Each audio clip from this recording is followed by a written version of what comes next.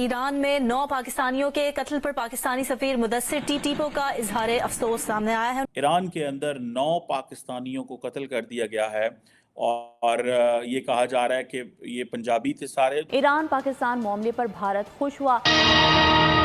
मोगेम्बो खुश हुआ। अमेरिका खत्ते में एक और जंग चाहता है। बैनुल अक़वामी ताकतें कमजोर पाकिस्तान चाहती हैं। 9 पाकिस्तानी जो हैं उनके ऊपर फायरिंग की गई है और एक हंगामा है। बहुत से लोगों का ये भी कहना है कि जब भी पाकिस्तान के आर्मी चीफ होकर आए अमेरिका, उसके बाद से ये इस किस्म की हरकतें ईरान की तरफ से हो रही हैं। पाकिस्तान को हमें पता है कि भारत हमेशा देखता है और हालात को जांचता है कि कैसे चीजों को खराब किया जा सके। तो थर्ड पार्टी भारत को हम उसकी जो कार्रवाई है उसको इग्नोर नहीं कर सकते। ले सुना क्या? ये 9 पाकिस्तानी एजेंट्स वहां बैठ करके पाकिस्तान की आईएसआई के लिए काम कर रहे थे। इसमें 3 इंजर्ड भी हैं, 9 के अलावा 3 इंजर्ड हैं।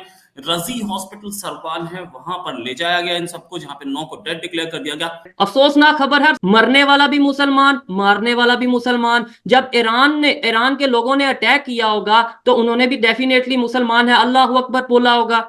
पाकिस्तान में बलोचिस्तान में जो लोग मरे हैं उस अटैक की वजह से, जिनकी जानें गई हैं, वो भी मरते वक्त अल्लाहू अकबर उन्होंने बोला होगा। तेरा मेरा रिश्ता क्या, ला इलाहा इल्लल्लाह की वाट लग गई फिर से।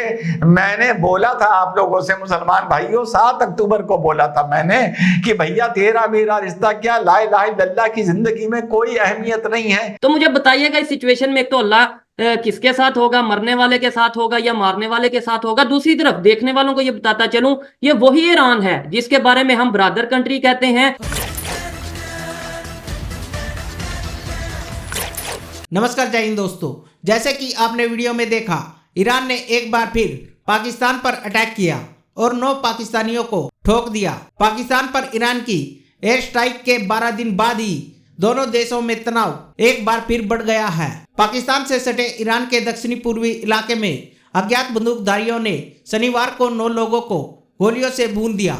ईरान में पाकिस्तान के राजदूत मुदस्सिर टीपू ने घटना की पुष्टि की है। बता दें कि यह पाकिस्तानी ईरान के दक्षिणी पूर्वी सीमावर्ती इलाके में काम करते थे।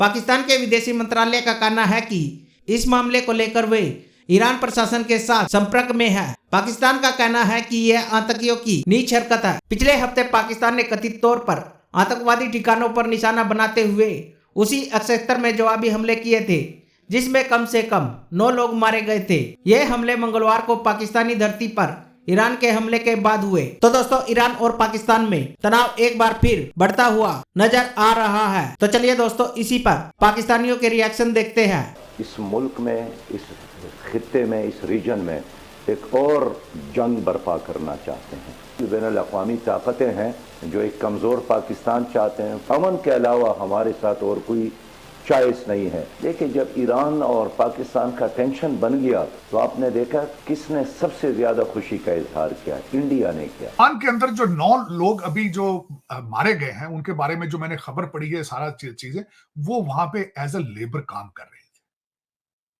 हाँ, ये उनमें एक बात जरूर है कि वो मारे गए तीनों, वो जो 9 मारे गए हैं वो पंजाबी हैं सारे। अब ये मैं आपको बताना चाहूंगा आरजू के पंजाबियों के खिलाफ नफरत ना सिर्फ उस साइड पे सस्तान बलोचिस्तान, आपके देखने वालों को ये भी पता होना चाहिए कि ईरान वाली साइड पर भी बलोचिस्तान है, उसका नाम सस्तान बलोचिस्तान है, और जो पाकिस्तान वाली साइड पे बलोचिस्तान है उसका नाम तो पहले ही बलोचिस्तान है। वहां पे अब ये अंदाजा लगाएं कि लोग मजदूरी करने वहां जाते हैं पाकिस्तानी। वो मारने वाले बहावलपुर मुल्तान एरिया के लोग थे। लेकिन मुझे उस इलाके से थोड़ा सा अंदाजा इसलिए है कि मैं जहां से मैं पैदा हूं, जिस एरिया से, पाकिस्तान पंजाब से, लोग पंजाबी बच्चे वहां से पैदल क्रॉस करके टर्की जाते हैं। टर्की से आधे बेचारे समंदर में डूब जाते हैं आरजू, आधे वहां से ग्रीस और इटली पहुंच जाते हैं। लेकिन और फिर रास्ते में हमारे पंजाब बलूचिस्तान के अंदर भी बहुत ज्यादा नफरत है पंजाबियों से। क्वेटा के अंदर घरों में घुस घुस के उनको मारा जाता था। बल्कि आज से कुछ अरसा पहले यहां तक खबरें आती थी कि उस बसों में, ट्रेनों में घुस के लोगों के शनाख्ती कार्ड चेक करते थे और जिसका पंजाबी नाम होता था उसको निकाल के मार दिया। तो सर, ये अब क्या करेंगे? यहाँ पे अगर कोई ईरानी होगा क्या उसको मारेंगे? पाकिस्तान क्या करेगा? नहीं, आप तो मारते हैं सिर्फ पैसे वैसे लेके मारते हैं आप, वरना किसी को क्यों मारेंगे आप? तो पंजाबी तो बहुत अक्लमंद लोग हैं भाई, वो तो पैसे के बगैर तो नहीं मारते। वो वो तो पैसा वैसा देगा तो मार देंगे, नहीं वरना कौन मारेंगे। ईरानी यहाँ पे कौन से हैं? यहाँ पे ईरानी ने आगे क्या करना है? आप तो हमारे शिया भाई ज़ियारतें करने जाते हैं ना, ईरानियों ने यहाँ आगे क्या करना है? आपके वहां से तो पाकिस्तानी भाग रहे हैं, ईरानी क्या करेंगे आगे? तो वो वहां से नहीं आएंगे, आपने क्यों मारना करना है? और दूसरा, उसमें हमारे वहां पे जो नए एम्बेसडर साहब है, टीपू साहब, उन्होंने अपने क्रेडेंशियल्स दे दिए हैं रईसी साहब को, इब्राहिम रईसी को। आपके हालात तो नॉर्मल हो चुके हैं, उन्होंने आपको थोड़ा सा करना था, आपने उनको कुछ करना था, क्योंकि मुझे किसी ने कहा कि जी, आज एक किसी से बात, उन्होंने कहा जी देखें, इस खित्ते के अंदर थर्ड पार्टी इन्वॉल्व उनके वो सारा कुछ करवा रही है। भाई मैं क्या करवा रही है, तो पैसे तो आप लेके कर रहे हैं ना। ईरान ने जो 2 हमले किए हैं इराक पे और सीरिया पे, उनके मालिक है रशिया में बैठे हैं, वो उनको खुश कर रहे हैं। आप डॉलरों वाले हैं, आप उधर उनको खुश कर रहे हैं। तो सारे मरने मारने वाले तो गरीब लोग हैं। आप देखें ना, इस वक्त अगर देखें, मैंने अगले दिन एक बंदे से क्वेश्चन किया, आरजू, बल्कि मैं आपसे भी एक क्वेश्चन करूंगा, ये 1.9 बिलियन मुसलमान है दुनिया में, एक भी कोई लीडर ऐसा है जो आपको नजर आता हो कि जो 1.9 बिलियन मुसलमानों का लीडर बनने की सलाहियत रखता हो, बाकिरदार हो, करप्ट ना हो? एक भी ऐसा मुसलमान मुल्क है जो ये सलाहियत रखता हो जिसको मैं कह सकूं कि this is an ideal Islamic country? चले, ये 2 सवाल। तीसरा सवाल ये है, 25 करोड़ लोगों को, इनमें से एक शख्स का नाम लें, मुझे इस वक्त बता दें, जो आप पाकिस्तान को इस सारी मुसीबतों से निकालने की सलाहियत रखता हो। पाकिस्तान को हमें पता है कि भारत हमेशा देखता है और हालात को जांचता है कि कैसे चीजों को खराब किया जा सके। तो थर्ड पार्टी भारत को, हम उसकी जो कार्रवाई है उसको इग्नोर नहीं कर सकते।